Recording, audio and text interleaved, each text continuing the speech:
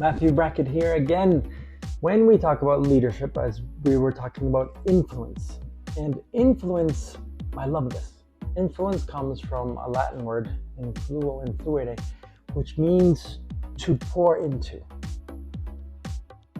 And when we talk about leadership, we're talking about a neutral process. Now, it's understandable that when we talk about it, we're talking about positive influence, positive leadership. But if we look at the definitions, the basic definition of influence, the basic definition of leadership as a process of influence of one person over another to achieve a common goal, there's no moral or ethical aspect there. It's sort of neutral. And so there's a lot of leaders in history that were effective, but led to very negative and destructive ends.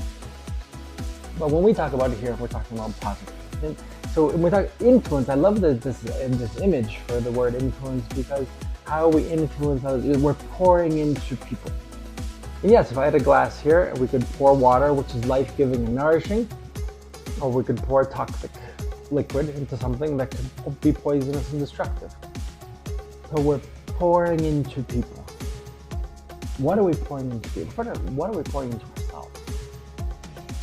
What's that positive or something, build a constructive we're pouring into ourselves and to those in my inner circles, and then professionally and in an organization?